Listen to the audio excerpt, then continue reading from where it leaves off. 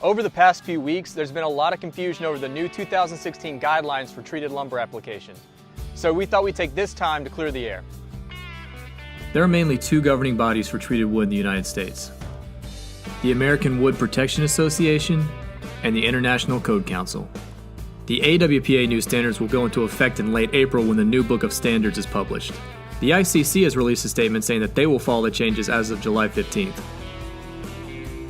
In fact, all of these associations have released statements on the new changes. So that's all pretty straightforward. So at this time, we're going to answer some questions that people have been asking. What are the reasons for changing dimensional lumber to ground contact? Here's the language for AWPA UC4A ground contact. Joists and beams shall be treated to UC4A when they are difficult to maintain, repair, or replace, and are critical to the performance and safety of the entire system and/or construction. So according to this, any material that is used as a leisure board, joist, stringer beam, step stringers, etc. have to be ground contact. Why would decking need to be ground contact? Here's the language for Note 1 under AWPA UC4A. The following components for exterior above ground use shall be treated to ground contact UC4A or higher requirements when there is a reasonable expectation that soil, vegetation, leaf litter, or other debris may build up and remain in contact with the component. When the construction itself, other structures, or anticipated vegetation growth will not allow for air to circulate underneath the construction and in between the decking boards. When the components are installed less than 6 inches above the ground and are supported on permeable building materials. When components are in direct contact with non-durable treated wood, or any older construction with evidence of decay. When components are wetted on a frequent or recurrent basis. According to this, decking that is ground level, does not have good air circulation, is used on a freshwater dock, has leaves and debris buildup, or when components are wetted on a frequent or recurrent basis, have to be ground contact treated.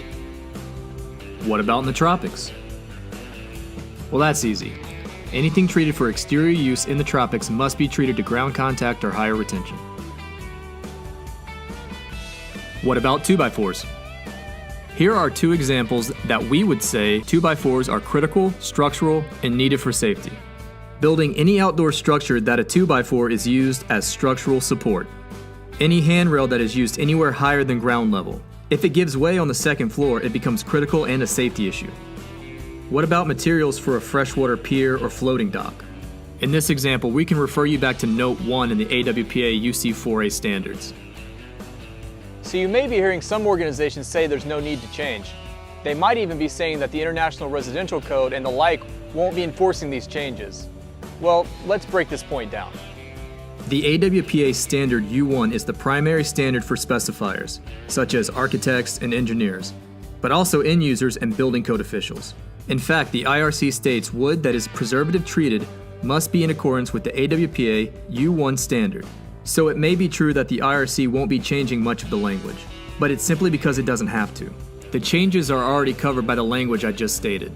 The initial driving force behind these changes will be warranties from the chemical suppliers. Then after, the building codes will start to reflect changes as they are updated. So you should question a treater that is not going to follow these new standards that are used by architects and engineers. So you can have two inventories and hope that the end user is going to tell you how they're going to use every piece of lumber, or you can use ground contact and be covered for any scenario. Something to think about.